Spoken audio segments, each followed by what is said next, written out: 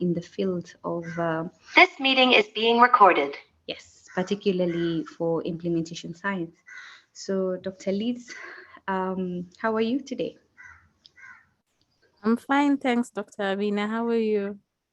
I'm good, I'm good. So we can't wait to hear what you have for us. I will, Nelson, are you able to share the screen or should I go ahead?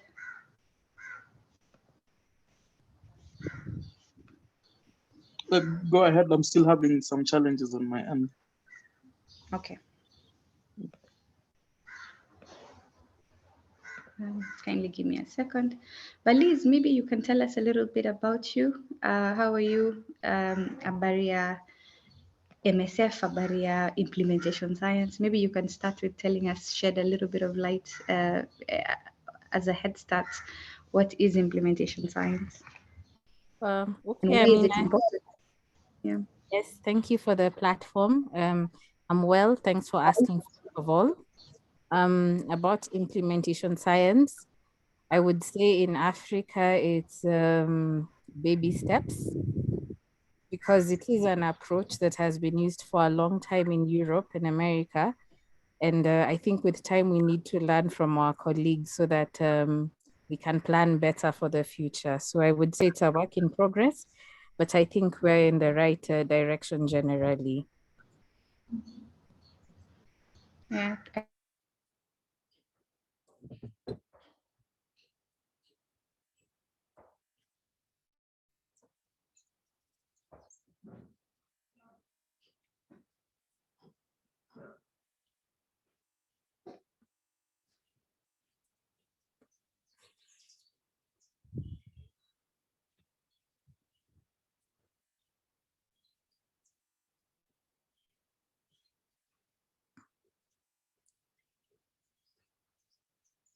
Apologies for that. I was just closing things and ended up closing the particular slide.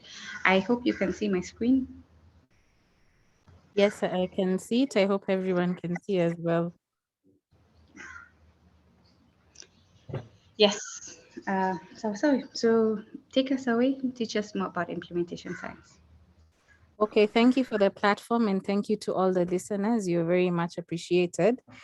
As you can see, this presentation was a collaboration between myself and my senior, Javan Okello, who is a guru in implementation science, but an emergency came up and he couldn't join us. So apologies for this, but we will do our best nevertheless.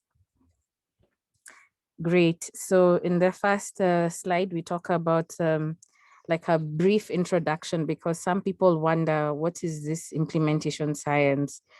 So first of all, it's a multidisciplinary approach. So it is science, but you think about it in terms of different disciplines. It is intersectoral because the problems are health problems, but we have a lot of other sectors that come into play that we will go into. And the beautiful thing I would say about implementation science is that we embrace complexity. So we always talk about complex adaptive systems, meaning we recognize the complexity of health systems, and the complexity actually lies with human beings. So we embrace the complexity and then we try and see with this complexity, how do we wing it? Yeah. Then we use pedagogical approaches. In pedagogical approaches, for those who've done education, you're more keen on knowledge cultivation. So you don't have all the answers and you don't claim to have them, but you, if you're a lecturer and you use pedagogical approaches, you let your students derive the answers. So it's not like 844 where it's A, B, C, D and you regurgitate. No, no, no, no. This is a different way of thinking. And it's a way of thinking that engages your student more and gives them the opportunity to come up with solutions for their challenges. So this is the thinking in pedagogical approaches. So there's no right or wrong answer. And what I like most about implementation science is that we do have a listening culture.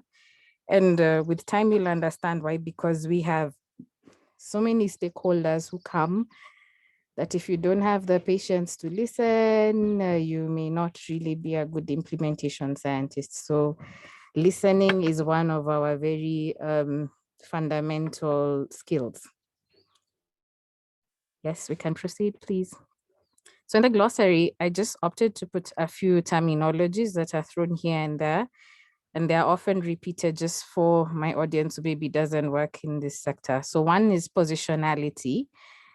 And the first time I heard the word positionality, it sounded like wrong English. It sounded like somebody didn't know English, but I came to understand positionality. It's, if you're talking to Dr. Amina, you'd be asking Dr. Amina, why are you the person to discuss this topic?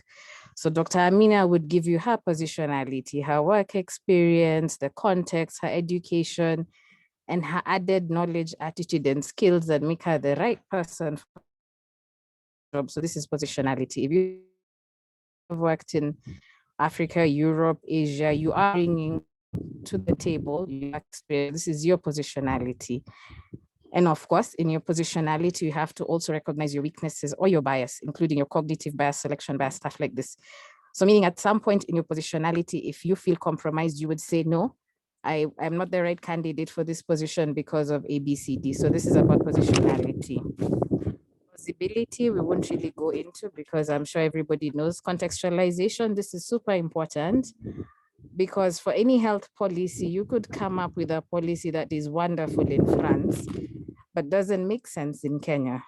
So in implementation science, you have to have gurus of the context to criticize your approach so that you come up with a policy or an approach that fits into the context you're working in. So one shoe doesn't fit all for sure. And for the problems, we'll not go into it so much, but we classify problems as either simple, complex, complicated, or wicked. So to use a silly example, baking a cake is a simple problem, you know, unga, eggs. So in simple problems, they are linear, like it's a no-brainer.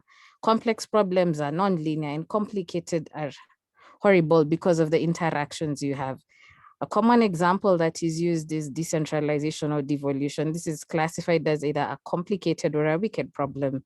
So if you now have a health problem in the context of decentralization, then this could be a complicated or a wicked problem. So this is just to try and give some explanation. We use theories a lot in implementation science. And the theories are different depending on, first of all, your health problem, and second of all, depending on your work experience. So for example, the realist evaluation are at the pinnacle of implementation science. And those are used by, I would say, the guru of gurus. They're very complicated, but they're very rich in terms of data and findings for sure. So most people like me who are novices use the theory of change. And so the theory of change, it's two scenarios. So one is that it's a linear problem. So, you know, pneumothorax chest tube. Hello? D. 5. Please proceed. Okay. But so the first in a theory of change, it's a simple problem, it's linear. You know, everything can fit in a linear way. The other option in a theory of change model is that you have a complicated problem, but because it's so complex, like for example, if you're talking about tuberculosis and COVID for migrants in South Africa crossing from Zimbabwe, this is complicated, but maybe you don't want to think so much about it and you want to condense it into something that maybe you can put a numerical value on and say, okay, give me 10 times the money and see this result. Then you could condense it into a theory of change. And theory-driven approaches are in between the two. Then there are things like root cause analysis have different approaches, but you're basically trying to find out the real problem that underlies a health problem. So there are different methodologies used. Then we have the herringbone or the fishbone, which is also called your Ishikawa model. This was actually derived from Japan. So this is another way of analyzing a problem. And something so important, you'll always hear us talking about your street level bureaucrats.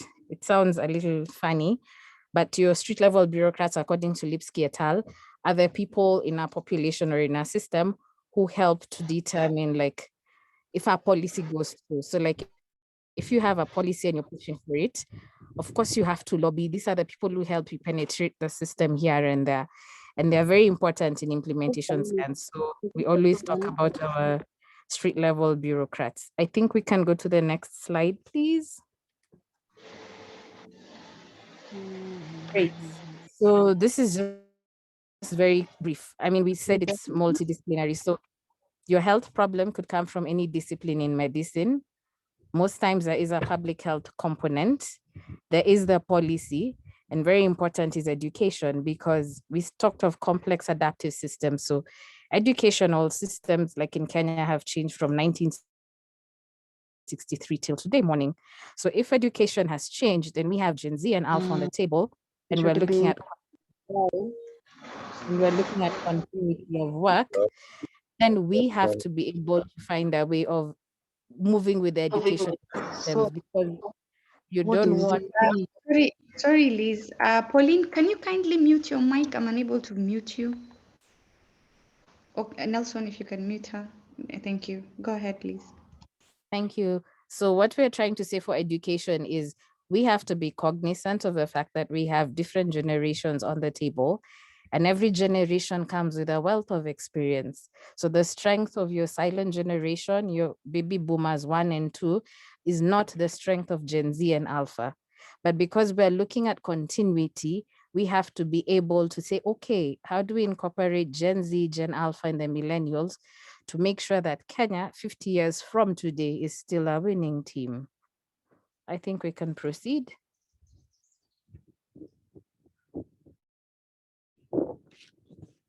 Dr. Amina, next slide, please. I believe I'm on the next slide.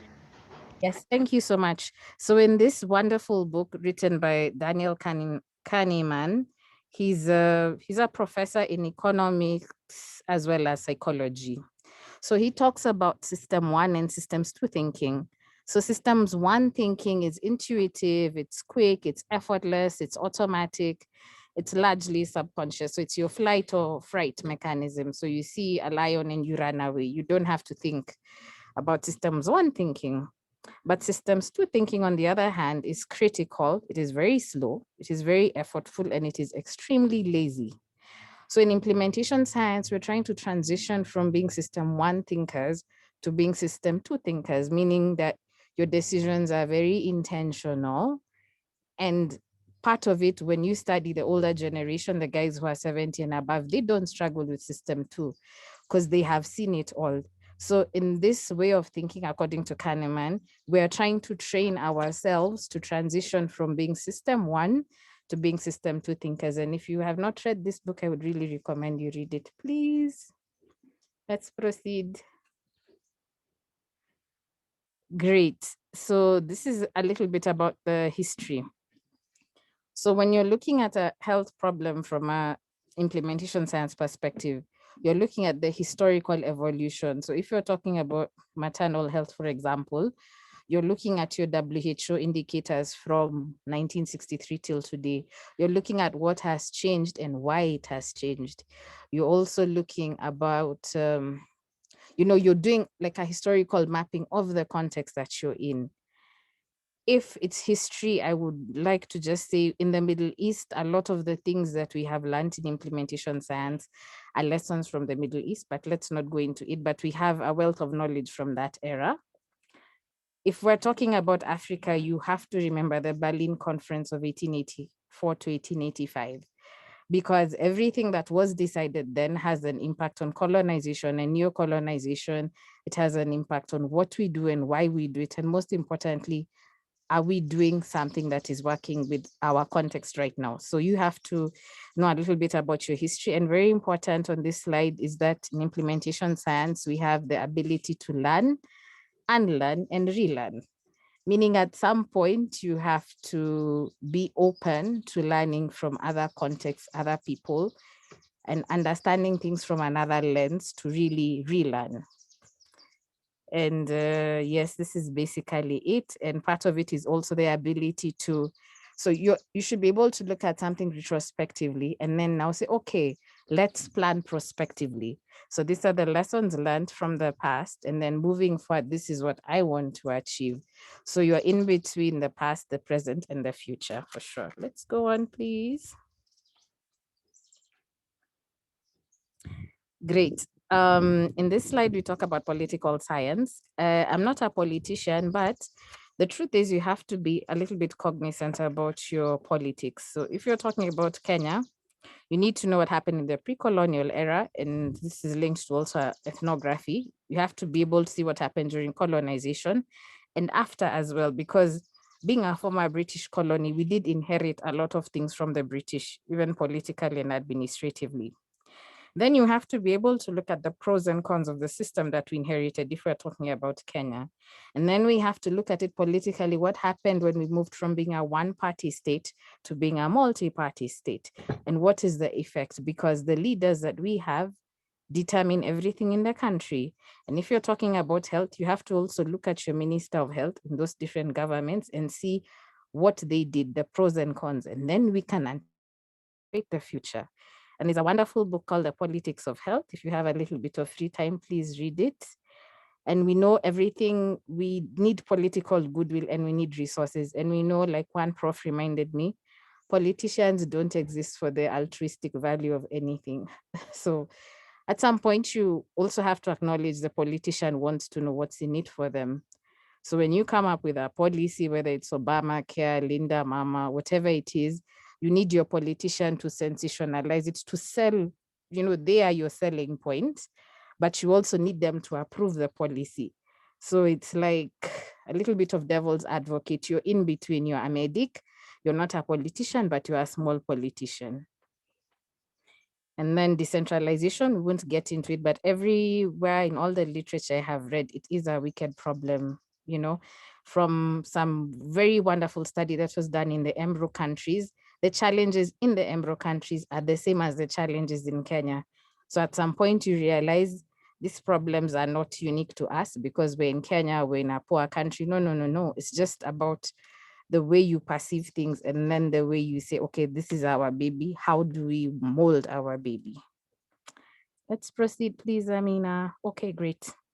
So this I will not go into so much because it's explanatory, evidence-based technology, blah, blah, blah, blah. But the important thing I'd like to highlight to my audience is that from my experience in especially Europe, they do have think tanks. If you're talking about the UK, we're talking about Chatham House. If you're talking about Belgium, we're talking about BDC. So the function of these think tanks is to be able to come up with ideas. So to say, okay, we have this problem, XYZ, what do we do? So what the think tanks do is they purely work on the policy. And because, sorry to use this word, because your nose is not in the business, you're able to critique the business because you're not directly involved. Because if you're involved, you might feel a bit shy to admit to your shortcomings here and there. But if you're not directly in it, then you could say, okay, let's critique it. Let's come up with our own thing. So this was the perception of think tanks. And then, yeah, we can proceed to the next one, please. Great. So on this one, we will not take up a lot of time. This is what we use in epidemiology. I think there are a lot of epidemiologists in the house who know more than me. These are the different things that are done. But what has been really nice during COVID was that advanced countries were even doing mathematical modeling to anticipate, so this is, it's not my area. I'm not a mathematician, but these are the things they are doing out there where they have more resources. Let's proceed, please.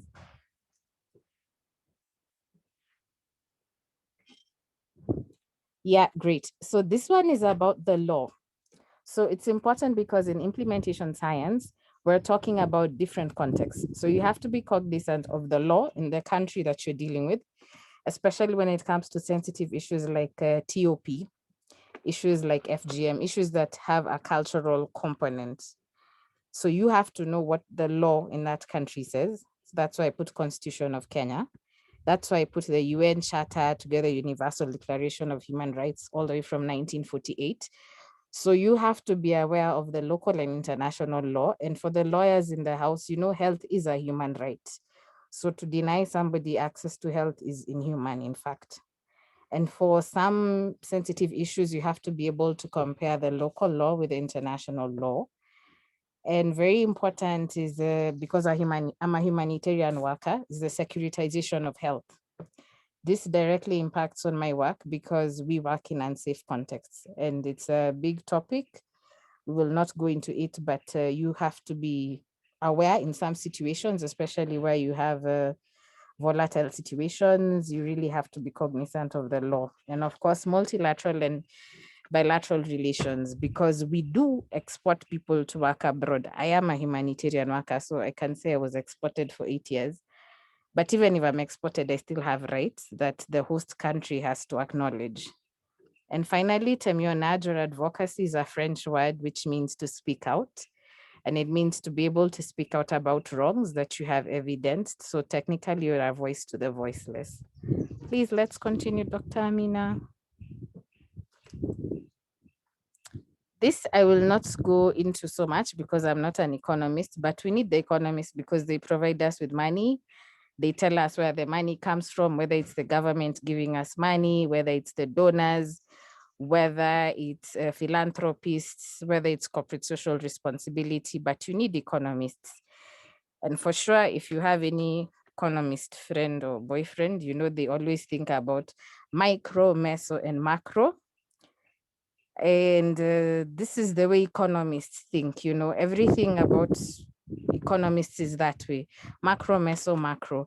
And I find it a very pragmatic approach in planning, especially if you're looking at a problem or, you know, even anything. If you classify it that way, then you're able to delve into it a little bit better. Then, of course, economists, especially if you work with those from the US, they really like the logic models.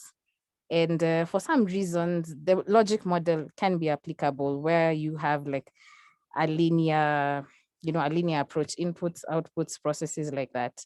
But for some health problems, some people argue that the logic model is not best suited. And yes, I think we can proceed. And of course, nowadays we have health economists, we have doctors who are going into health econ. I would like to talk about ethnography. So ethnography has its background in social sciences, and it's a scientific description of people and their cultures, their customs, habits, and their mutual differences. Apologies for the typo. So in Europe, they use a lot of medical anthropologists. So when you're trying to come up with an intervention for a patient, it's not just about the science that this is the dawa you should take. No, you can decide to not take. But if you take an ethnographic approach, you're digging deeper and seeing why is Dr. Amina refusing to take her meds? And you're understanding it from her perspective. And then you're saying, okay, darling, maybe if we do it like this, and then you technically get her buy-in. So it's not the typical role where the doctor is a god, but you actually care about what is important to the other person. And it's very important for medical issues that have a social cultural element like FGM and things like that. Then those are some of the things that we use, and some people can ask if ethnography is really ethical or not. This is debatable because it means when you go into a community, you're being accepted as a member of the community, but you're doing it to get your data. So some people query and say this is not ethical, but this is debatable for sure. I think we can proceed to the next one.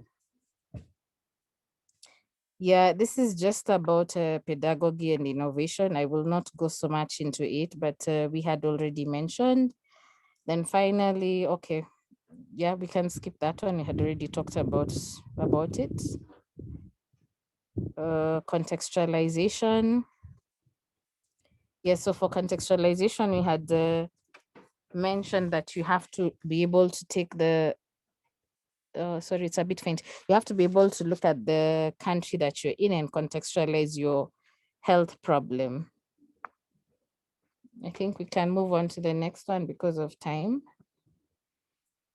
This is a summary, but I just put this here like food for thought for later. So in health policy and systems research methodology, this is what has been called the research onion, but I'm sure there are very many other approaches people use, but it's like a summary of a lot of the approaches we use in health policy and systems research methodology. We can move to the next one because of time.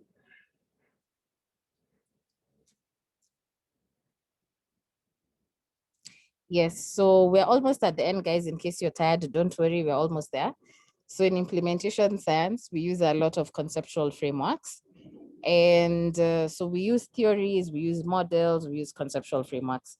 So the commonest one that is used almost everywhere is the WHO 6 building blocks that was formulated in 2009 by Das Savigny and Adam. But again, it has also been criticized in Europe, and then the health dynamics framework was implemented. And the critic was that in the WHO model, we were not embracing the complexity of people and contextual factors. So this led to the one that was done by Van Olmen and her team. And we have others like Levesque and different things. So we have basically different conceptual frameworks. This was just to bring in the concept because we agreed with Dr. Amina. This was like an introduction about implementation science. We can proceed to the next one, please. Great. So this is the one that everybody knows, the system building blocks that are used by WHO. It's a very nice summary.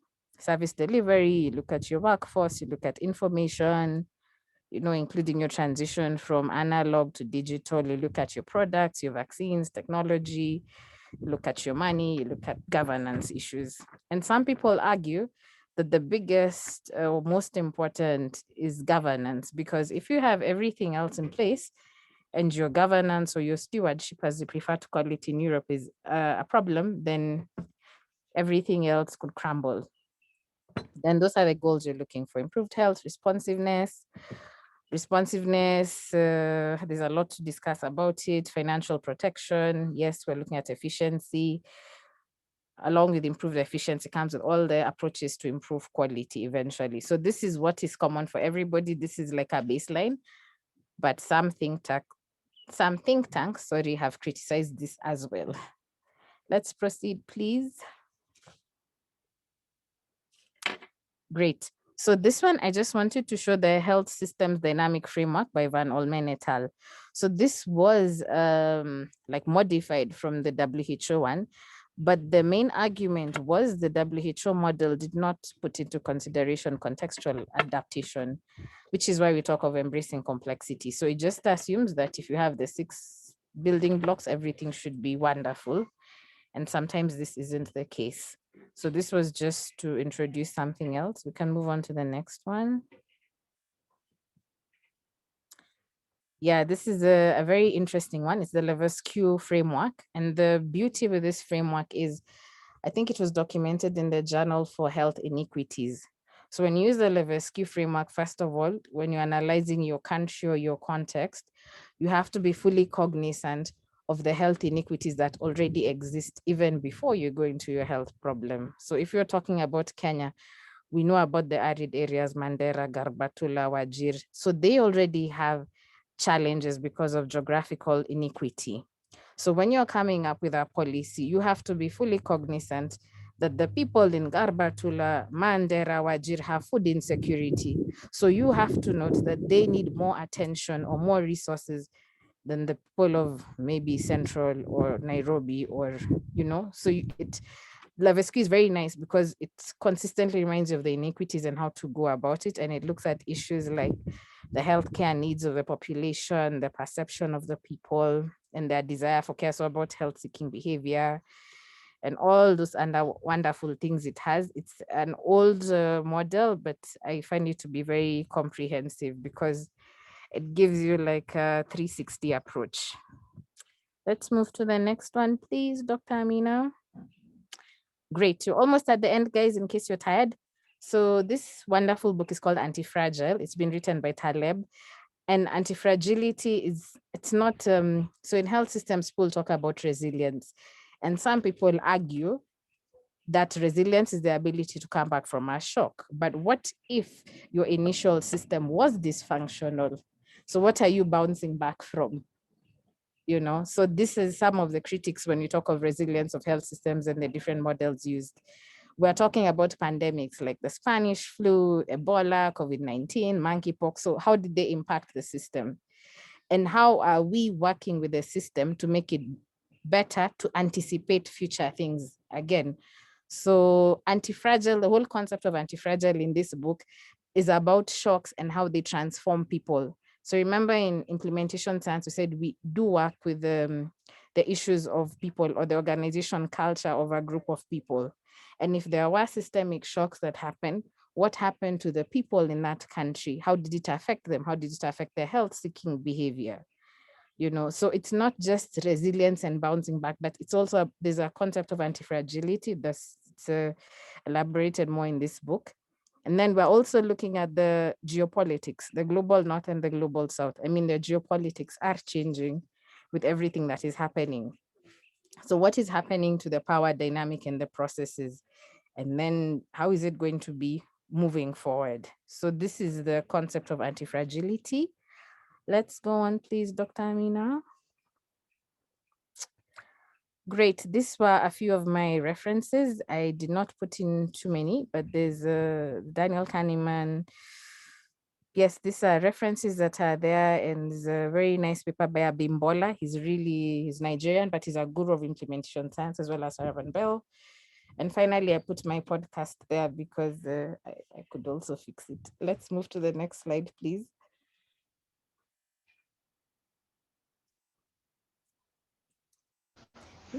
I think that's it, Dr. Ali. Okay, this is the end of the presentation. Asante Sana, thank you for your attention. Any questions, but I hope they're easy. Yes, Dr. Ari, thank you. Thank you very, very much for the quite informative session. I would probably start me, while for any other person, maybe, okay, I can see Francis has raised his hand. You can go ahead. Hello, Liz, and hello, everyone. Liz, it was great listening to you speaking about implementation science. Number one, I cannot really overemphasize the importance of clinical governance that you highlighted. And I think clinical governance is the key difference between our health systems back in African countries and, for example, Europe. And I say this with the positionality that I am a dual agent of both settings, trained and working in both settings. That's one. But Liz, could you please contextualize what you think is the relevance of implementation science to the clinician who is working at the bedside? Okay, great. Thank you so much, first of all, for the question, Francis. I'm very grateful. Secondly, I do agree you are a dual agent because you enable us to learn from the UK as we also implement on this side. So thank you for that. Thirdly, the value, great. So the way implementation science works is that the doctor is a clinician, a consultant. They're very busy with the patient, like with patient care and what they are doing for the patient.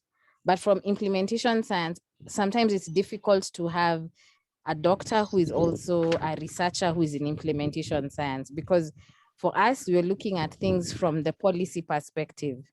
So it's technically, we work as a team. I'm sorry, this is something very important I forgot.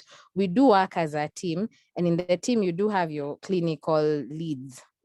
But what you're helping them to do is to work on the policy and look at it from other angles, and even work with the medical anthropologists, with the other people to make the team better. So it's not a system that works in parallel to the clinician. No, it actually adds value to the clinician, and you actually relieve some of the heavy lifting from the clinicians so that they can focus on the patient, and then you help them with the other things. So it's actually a multi-pronged approach. So it's not in parallel, and for sure it's not in competition to your clinician. No, it's actually more of complementarity and bringing all hands on board.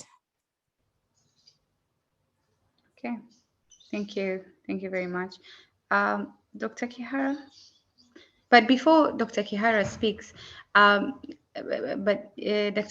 there's a study we are doing actually in the KNH-UoN department that somehow is a form of implementation science, whereby we are looking at the mortality rates of, specifically we zeroed down on DKA, and we were looking at all the other possibilities of why are we having higher mortalities than the rest of the world.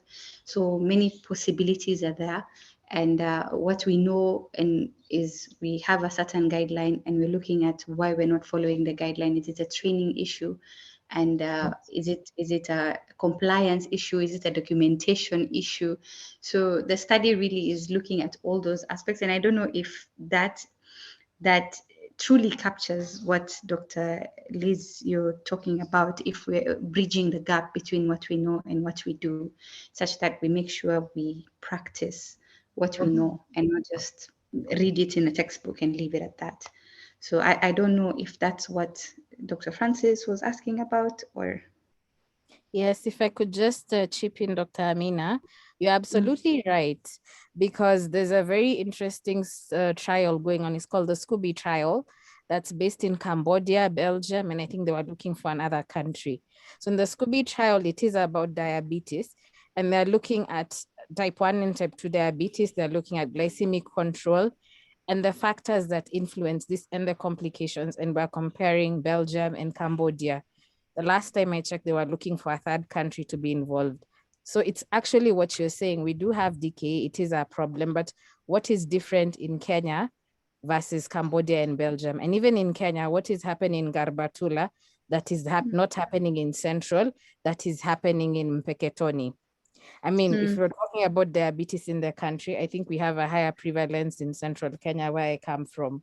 So you're now also, I mean, when you talk of multiple embedded studies, you're looking at different contexts and seeing what is different in Mombasa that is not in Central, that is not in Garbatula, and what is the added value, and how do we change this DKA management? So it's just like what you're saying. Is it the documentation? Is it the patients who are on insulin? Is it availability? Is it storage? Is it socioeconomic? So this is part of the concept of multiple embedded studies, and this is why it's a rich approach, you know? So just to complement with what you're saying, it's exactly what you're saying. And this is why we need to sometimes learn to unlearn to relearn for better outcomes in future. So it's exactly what you're pointing to. Okay. So Dr. Ann Kihara. Thank you so much, Liz, and thank you, Amina, and thank you, Francis. I really want us to go home with only one message. You cannot conduct sound implementation research without data. Data, data, data. It clearly will give you the context for the different places we all work in. It will give you the priority area you need to focus on, and it will also inform your practice. But we have to be realistic. In Kenya, we are still very behind in the fact that not all centers have moved from manual into electronic. And even with the electronic form, we really need to move to real-time data if we're to make some meaningful deductions from it through implementation science. So I think that's one thing we all need to even reflect. And as basic as, even for the purposes of the audience online, all of us should actually be implementation scientists. How do I say this? Whatever work you do, I'm in OBGYN, Francis is in OBGYN, even just a record of what you do as a practitioner and looking and reflecting back on it to see how does it inform how I should change certain elements pertaining to practice, or how should it revolve into advising the health system, and therefore even the policy direction and the advocacy you need to give, because it really fits in to inform all those facets. But data and the tools you start off with really are the core for any implementation research. Yeah, thank you. Thank you very much, Dr. Ali, for that valuable input. In fact, we are arranging discussions around data with the Ministry of Health.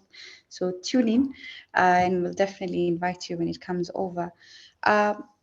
Dr. Liz, do you have any comments on that before I proceed to the questions and answer online? Yes, I want to thank Dr. Ann Kihara for this very valuable comment. And I agree for sure we should all be implementation scientists. I really think this would help, because if in Europe and abroad they have think tanks, I am of the opinion that the brains out there are not better than our brains. So I agree 100%, we should all be implementation scientists. And for sure, we need to look into the data, because when I worked in the district, some people come with a card that you write in and then a book, and all that is valuable data that goes missing in the system. So for sure, I agree. And thank you so much for your input, Dr. Kihara. I'm very excited to hear from you. I've not seen you in years. Thank you. Thank you. Thank you. So from the questions, we have Yashak. He says, thank you, Doc, for for the best seminar. I have one question. What is your experience about CFIR framework in implementation science to understand multi-system context? Please. Yes. The question is about CFIR framework in implementation science. Well, I would not go into CFIR specifically, because the thing is there are so many frameworks, and what I discovered, it depends on where you trained. For example, for the colleagues who are American based, you know, there's more of the economics, like what economists make use of the business models. So I have not used much of the CFIR, but I will be very happy to read about it and get back to the participants. I will do this after, but I'm very happy to correspond after. Yeah, maybe it's part of the other series as we have discussed. Yes. The other question is by Okello, where he's asking, is there a formal course we undertake to achieve the competence of implementation science? I mean, is there formal training for the implementation science course? Yeah. Okay, great. This is a good question. Where I learned from, I was taught by people who studied health policy and systems research methodology. We also had people who are anthropologists. So the thing is, what I learned was not one professor of implementation science. It's a multidisciplinary team that comes with different strengths. And some of the older gurus have worked in health for over 50 years. So it's also about harvesting wealth of knowledge from the different generations. This is what I would say. But I think South Africa is leading in the, not leading, but they're very good in implementation science. I wouldn't want to say leading. Okay, for me, maybe what I can add is, I don't know where you work, Okello, but if you're in Kenyatta or you're affiliated with Kenyatta, there's a partnership we have with University of Washington. They usually have short courses, which I believe is available not just for KNH employees, but even Aga Khan trains them. And also they have advanced diplomas and postgraduate diplomas, something of you, which is already available. And most of the time, I think it's a grant through the research department. So yes, this course is available. You can do it online, and some of them are actually physical. You have to go to Washington to finish and complete the course. Dennis Okova is asking, how do we promote uptake of research findings at the political level? What a complex question, Liz. Good luck. Oh my God, Davida, thank you for the good luck. The way I see it, well, one time we had a similar discussion. Somebody asked, to paraphrase, what is the role of politicians in implementation science?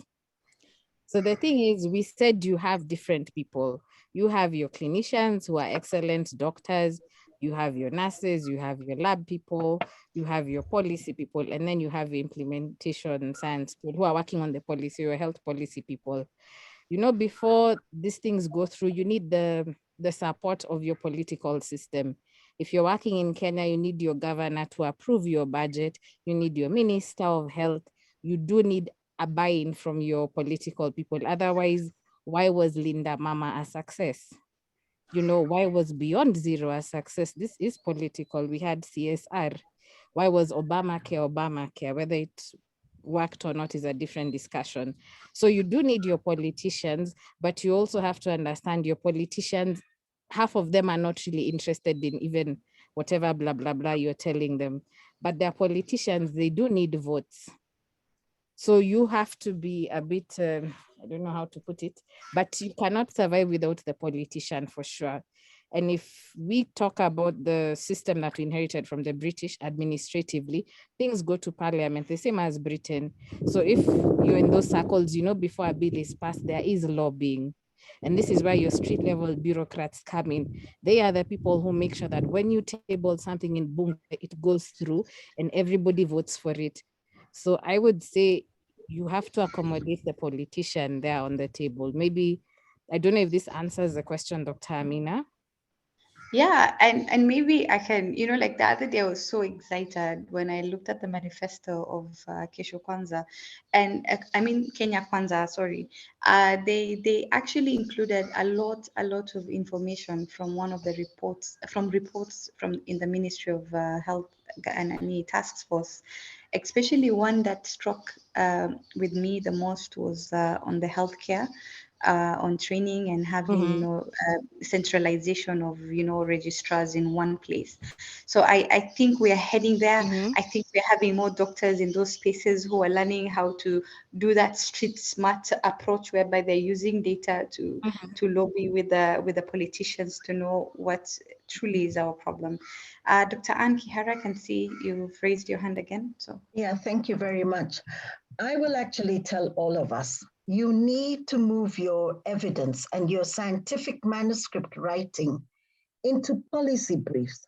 Policy briefs really remove most of the medical jargon because you really want to actually put it simply to a layman's understanding.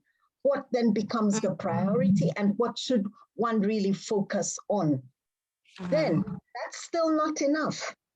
You need to have that positionality. Are you somebody who's actually deemed as a champion or a voice or an agency that can actually enter into the space of politicians? And that's where you need to now then advocate, utilizing the evidence knowledge you do have, the experiential you have experienced in whatever discipline you're trying to articulate your agenda.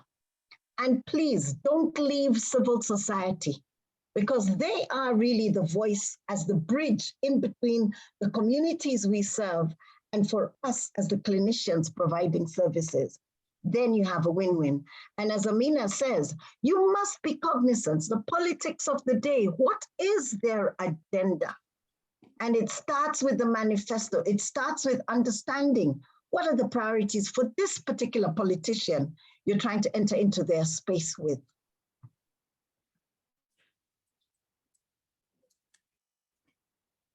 Yes, thank you for the remark, Dr. Kihara, and for sure we agree with you. And I think for the younger generation of doctors, I'd say millennials, I think we can see people are trying to get into those corridors that before were not, you know, that they were not being part of. And I think the path less traveled by. yes, people are now trying to get into spaces and transform from being a doctor who's a primary caregiver, because we realize as Elizabeth, I can only work with my two hands, but I need other people who are more experienced or in politics or in policy. I mean, the realization is coming, but it's gradual, because when we were in medical school, we were only taught to be the doctor, but now we're realizing there's other dimensions that are coming into play. So for sure, I agree with your comment, and I think we are getting there, pole pole.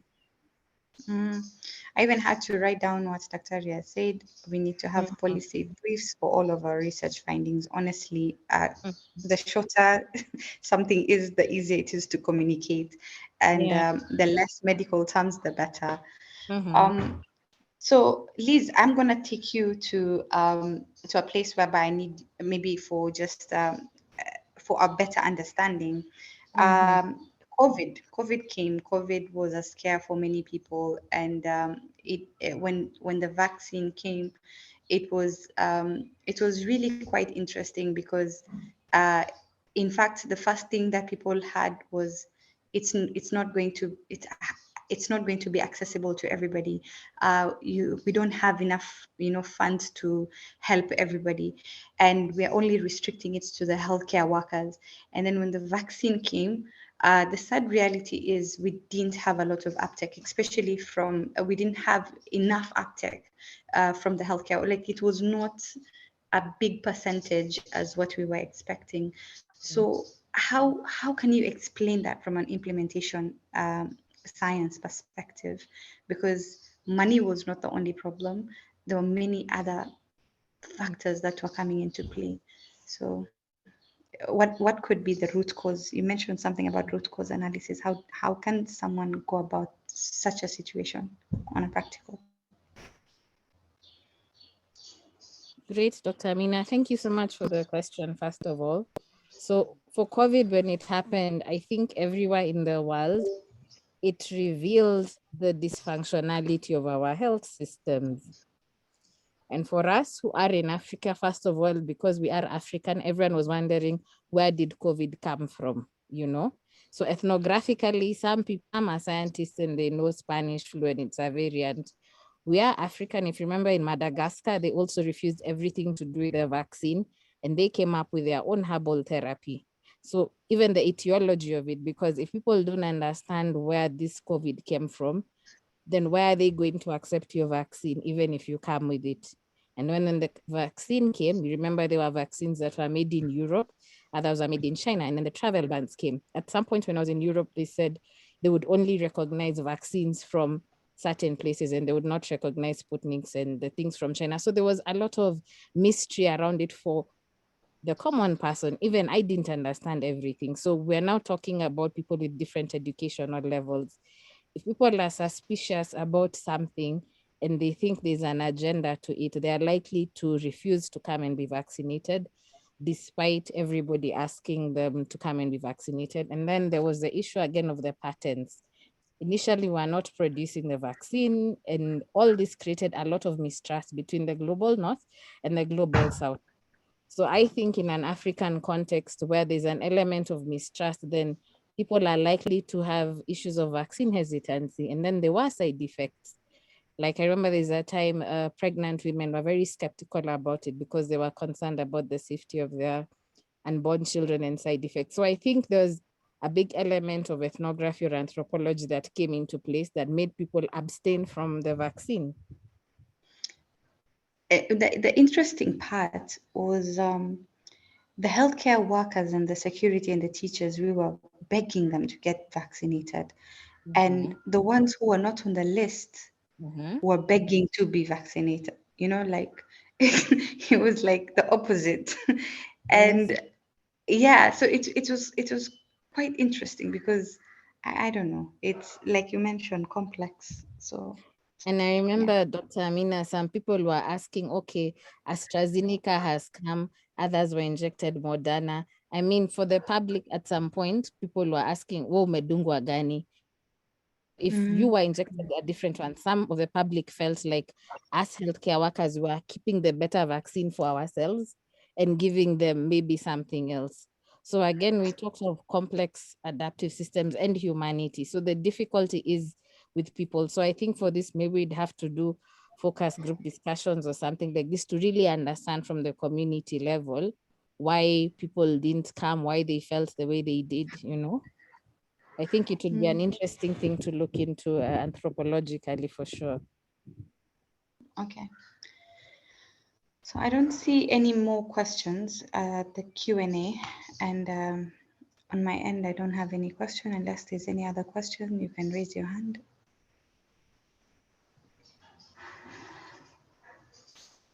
Okay. So, Dr. Liz, thank you very much for giving us this wonderful, wonderful discussion. I think it's very valuable. A lot of take-home messages. I would probably start with what Dr. Kihara mentioned about data. Data is actually key. If you don't have data and real-time data, it's almost impossible to have good decision makings, because by the time you're coming into that conclusion, the shift has changed. And it's also good for us to have those policy briefs. Dr. Liz, I would want you to summarize. That's why I picked Dr. Kihara's sentiments. So what kindly summarize the discussion so that we can know what next to expect. I would like to summarize, Mina, by saying something we say often in implementation science. It's called TTT. TTT means things take time. Because the problem with us human beings, sometimes we want results ASAP. And sometimes it's not possible to get results ASAP, because if we're transitioning to be system 2 thinkers as opposed to system 1, it's a very slow process and it takes a lot of deliberate effort. So I would say we are on the right track and we're going to get there. And we do have different generations, even in this audience and on this platform, that are willing to work together and not in silos. So things take time. I think tutafika pole pole, but I would like to say I believe in the intellectual capacity of Kenyans and in the team spirit of Harambee. So pole pole tu tutafika. And thank you so much for this platform and for your attention. I'm super grateful. Thank you very much for also coming and shedding light to your wonderful experience. So thank you very much, everybody, for joining in.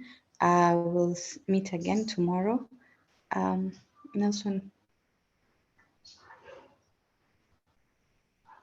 we wait for what we are having, but what topic it's going to happen tomorrow. So I believe it will be shared via email what's going to happen tomorrow. I think it's World Arthritis Day. So thank you very much. Goodbye, people. Excuse me, Doc, is the flyer is up?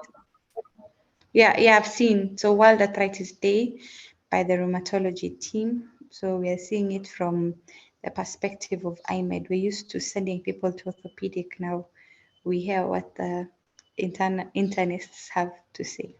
So thank you very much. I'll see you tomorrow. Bye. Bye, Liz. Thank you. Thank you so much for your attention, everybody. I'm very grateful. Have a good afternoon. Good afternoon.